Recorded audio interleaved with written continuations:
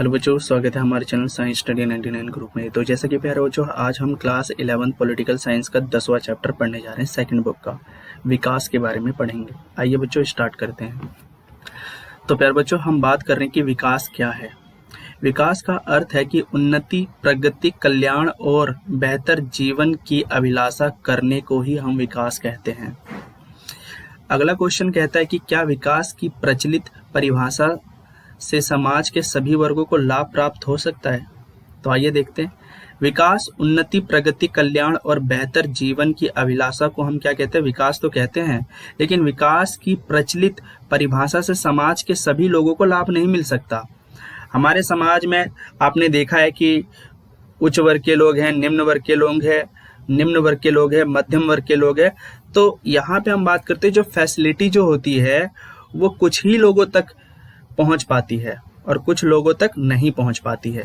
जैसे हम बात करते हैं कि बड़े बड़े बांधों का निर्माण होने से हजारों जो लोग होते हैं वो बेघर हो जाते हैं, बेरोजगार हो जाते हैं, जिससे गरीबी में क्या होती है? वृद्धि होती है। इसके अलावा अमीर गरीब के बीच की अगर देखा जाए तो दूरी में और ज्यादा वृद्धि हो जाती है। अतः विकास की प्रचलित परिभाषा से समाज के सभी वर्गों को लाभ नहीं मिल पाता है।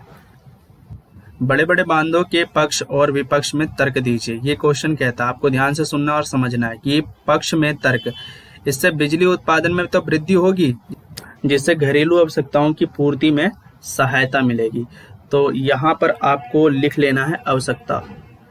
यहाँ पे घरेलू आवश्यकताओं की पूर्ति में क्या मिलेगी? सहायता मिलेगी। और यहाँ पे आपको लिखना है सिंचाई, सिंचाई में सहायता मिलेगी, जिससे कृषि उत्पादन में वृद्धि होगी तथा देश में अनाज की मात्रा बढ़ जाएगी। और पेयजल, अगला हम पढ़ रहे हैं, पेयजल की व्यवस्था होगी अच्छी खासी, जिससे पीने योग्य पानी मिलेगा तथा सूखे की जो समस्या होगी धीरे धीरे खत्म हो जाएगी। लेकिन अगर आप बात करेंगे कि सबसे ज़्यादा देखा जाए तो भारत में किस राज्य में पानी की सूखे की समस्या कहाँ होती है? तो मध्य प्रदेश में सबसे ज़्यादा होती है। अब हम बात करते हैं कि विपक्ष में तर्क। बड़े बांधों के निर्माण से बड़ी संख्या में लोगों का क्या हो जाएगा? विस्थापन। उस स्थान को छोड़कर दूसरे स्थान पर बस जाएंगे। विस्थापन के कारण जो समुदाय की जो संस्कृति होगी वो बिल्कुल नष्ट हो जाएगी। बड़े बड़े बांधों के निर्माण से प्राकृतिक संतुलन देखा जाए तो बिगड़ सकता है और खतरा भी बन सकता है। इस प्रकार बड़े बांधों के निर्माण से पहले प्रभावित लोगों को ध्यान में रखकर योजना बनाई जाए ताकि उनके घर और रोजगार और संस्कृति के लिए खतरा न उत्पन्न हो सके। अब हम बात करते हैं कि जिस तरह का विकास अधिकतर देशों में अपनाया जा रहा है उसमें पड़ने वाले सामाजिक और पर्यावरणीय प्रभावों की चर्चा कीजिए। सामाजिक प्रभाव के बारे में हम पढ़ते हैं कि बड़े बड़े बांधों के निर्माण और औद्योगिक गतिविधियों और खनन कार्य के कारण बड़ी संख्या में लोगों को विस्थापित होना पड़ता है और बड़ी संख्या में लोगों को अपनी आजीविका के साधन खोने पड़ सकते हैं। और जिससे क्या होगा कि गरीबी में वृद्धि होगी तथा अमीर और गरीबों के बीच में असमानता बढ़ सकती है। संस्कृति का विनाश होगा क्योंकि नई जगह पर लोग अपनी संस्कृति, पहचान जो होते हैं वो खो देते हैं। अगला हम पढ़ेंगे कि उसी का पार्ट है पर्यावरण प्रभाव। हम बात करते हैं कि उद्योग के विकास के कारण वन क्षेत्रों में कमी आ चुकी है। तो आपको यहाँ पे वन लिखना है। क्या लिखना है? वन। मैं ही लिख देता हूँ।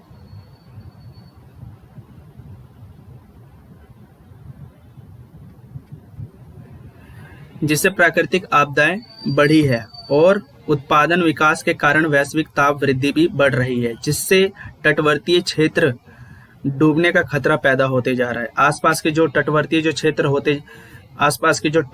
क्षेत्र है वो धीरे धीरे डूबने का खतरा पैदा होते जा रहा है। विकास के कारण ऊर्जा का अधिक से अधिक प्रयोग किया जा रहा है, जिससे आने वाली पीढ़ियों को उपलब्ध नहीं कराया जा सकता। जैसा हम बात करें कोयला और पेट्रोल का अत्यधिक कई बार हमने प्रयोग किया है, जिससे दोबारा प्राप्त नहीं किया जा सकता। जो प्राकृतिक जो ईंधन है उसे हम दोबारा प्राप्त नहीं कर सकते। विकास करने के लिए साधनों का अत्यधिक प्रयोग हो रहा है। इससे भविष्य में साधनों की कमी हो सकती है। अगर अभी सारे साधन समाप्त हो गए तो आने वाली पीढ़ियों को हम क्या दे पाएंगे? विकास करने के लिए ऐसे तरीके अपनाने चाहिए जिससे समाज और पर्यावरण किसी का नुकसान ना हो और आने वाली पीढ़ियों को उपलब्ध करा सके। तो प्यारे बच्चों, अब हम बात करते हैं कि विकास से होने वाली सामाजिक और पर्यावरणीय क्षति के प्रति सरकार को जवाब दे बनाने में लोकप्रिय संघर्ष आंदोलन कितने सफल रहे? विकास से होने वाले सामाजिक और पर्यावरणीय नुकसान के प्रति सरकार को जिम्मेदार बनाने में लोकप्रिय संघर्ष आंदोलन कुछ हद तक देखा जाए तो सफल रहे थे। जैसे हम बात करते हैं नर्मदा बचाओ आंदोलन के अंतर्गत बांधों के निर्माण के विरोध आंदोलन चलाया गया और भारत के हिमालय क्षेत्र के लोगों ने चिपको आंदोलन चलाकर पेड़ों की कटाई का विरोध किया। इस प्रकार विश्व भर में हजारों गैर सरकारी संगठन भी पर्यावरण की रक्षा के लिए कोशिश कर रहे हैं। इन आंदोलनों के परिणाम स्वरूप सरकार ने देखा कि जो विस्थापित हो चुके हैं आदिवासी समुदाय की ओर ध्यान दे। इन आंदोलनों के कारण सरकार को जो विस्थापन हो चुके हैं लोग या आदिवासी समुदाय के जो लोग हैं उनकी तरफ ध्यान देना चाहिए। और सर्वोच्च न्यायालय के निर्णय के अनुसार जीवन के अधिकार का अर्थ है कि व्यक्ति को एक झोपड़ी रोजी रोटी का अधिकार है, क्योंकि इसके बिना व्यक्ति का जो जीवन है वो जीना कठिन हो जाता है। और विस्थापित लोगों को आजीविका प्रदान करना ये किसकी जिम्मेदारी होती है? सरकार की। तो अब हम बात करते हैं कि विकास की प्रतिक्रिया ने किन नए अधिकारों के दावों को जन्म दिया है। ये हमारा क्वेश्चन है कि विकास की प्रक्रिया ने निम्नलिखित में से अधिकारों के दावों को जन्म दिया है कि व्यक्ति के जीवन को प्रभावित करने वाले निर्णय में उनसे परामर्श का अधिकार, देश के विकास के लिए आजीविका खोने पर आजीविका पाने का अधिकार, नैसर्गिक यानी प्राकृतिक साधनों जल जंगल जमीन के उपयोग के लिए परंपरागत अधिकार है। तो ये कहीं ना कहीं सरकार द्वारा इन सबको अधिकार दिया जाता है। जैसे हम बात करते हैं कि जंगल के आसपास जो लोग होते हैं, जो आदिवासी लोग होते हैं, तो वो जंगल में लकड़ियों का इस्तेमाल कर सकते हैं, फल फ्रूट्स का इस्तेमाल कर सकते हैं, जल का जमीन का इस्तेमाल कर सकते हैं। उन पे पाबंदी नहीं लगाई गई क्योंकि वो पर्यावरण के आसपास ही लंबे समय तक रहते आ रहे हैं। अब हम बात करते हैं कि मानव विकास प्रतिवेदन क्या है। मानव विकास प्रतिवेदन संयुक्त राष्ट्र विकास कार्यक्रम UNDP द्वारा विकास को मापने का एक नया तरीका है, जिसमें आय के अलावा शिक्षा दर, स्वास्थ्य, मृत्यु दर, जीवन स्तर आदि को शामिल किया जाता है। इन्हीं आधारों पर देशों का दर्जा निर्धारित किया जाता है। पर्यावरणविदों के विचारों का वर्णन कीजिए। पर्यावरणविदों के मुख्य विचार मानव को प्राकृतिक संतुलन की रक्षा करनी चाहिए। देखो हम बात कर रहे हैं कि यहाँ पे क्या बताया गया कि जो पर्यावरणविदों का कहना है कि मानव को प्राकृतिक संतुलन की रक्षा करनी चाहिए और पर्यावरण से छेड़खानी नहीं करनी चाहिए। संसाधनों का प्रयोग उचित तौर पर करना चाहिए। नदी को प्रदूषित होने से रोकना चाहिए। वायु प्रदूषण को रोकने के उपाय करने चाहिए। टिकाऊ विकास को अपना लेना चाहिए।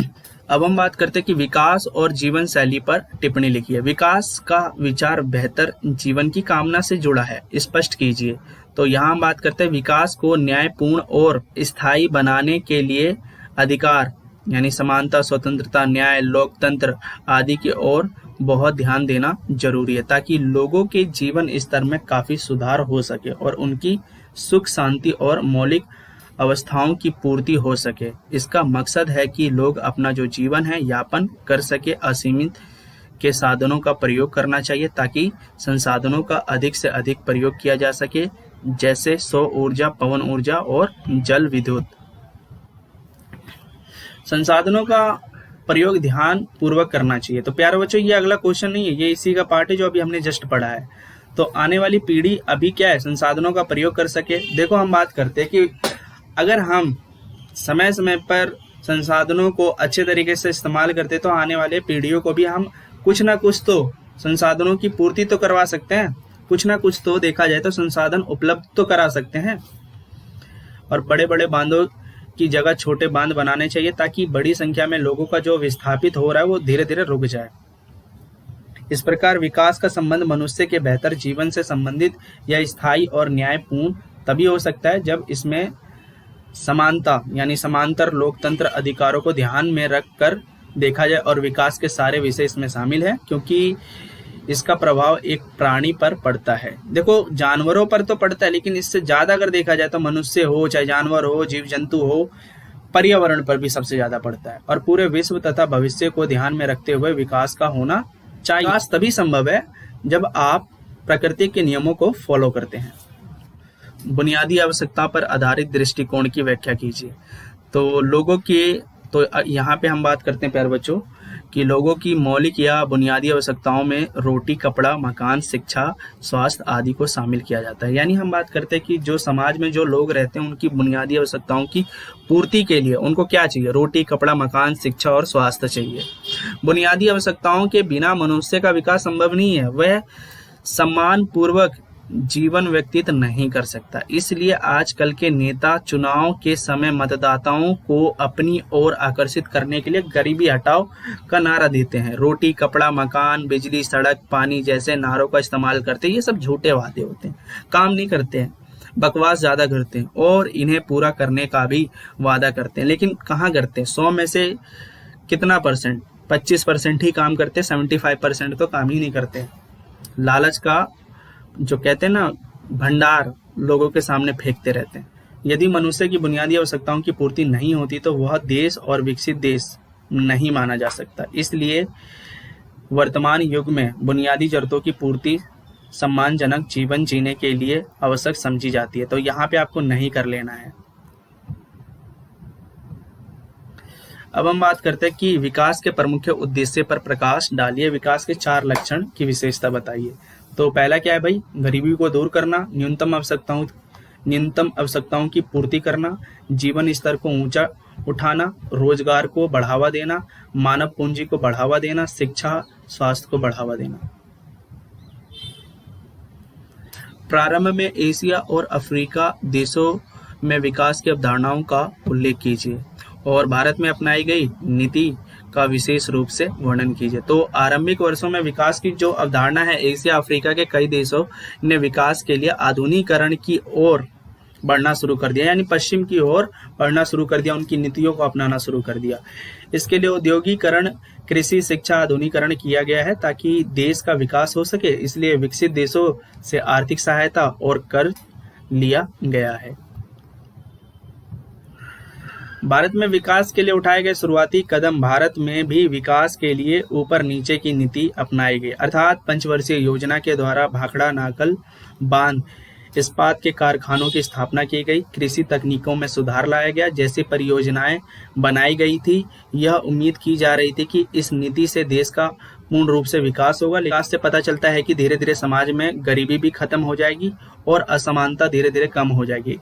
इस तरह अगर देखा जाए तो विकसित देशों से संबंध बनाएंगे तो ताकि तकनीकी और ज्ञान की प्राप्ति की जा सके और अपने देश को विकसित किया जा सके। परंतु विकास की यह नीति अपने उद्देश्य में पूरी तरीके से सफल नहीं हो पाती है। देश में गरीबी तक इसका लाभ बहुत ही कम पहुंचा है। यानी हम बात करते हैं कि देश में जो गरीब समुदाय के जो लोग होते हैं उनको भी ये लाभ नहीं मिल पाया है। गरीबी, बेरोजगारी, असमानता बनी रहती है। आपको यहाँ पे असमानता लिख देना है। इसलिए 1990 के दशक में नीतियों में बदलाव लाया गया और बाद में भारत में मिश्रित अर्थव्यवस्था को अपनाया गया। तो जैसा कि प्यारे बच्चों, आज हमारा चैप्टर कंप्लीट हो गया है। अभी तक आप लोगों ने हमारे चैनल को सब्सक्राइब नहीं किया तो प्लीज़ सब्सक्राइब कीजिए, बेल आइकन को क्लिक कीजिए, लाइक कीजिए, शेयर कीजिए। तो प्यारे बच्चों, हम नेक्स्ट वीडियो में मिलते हैं।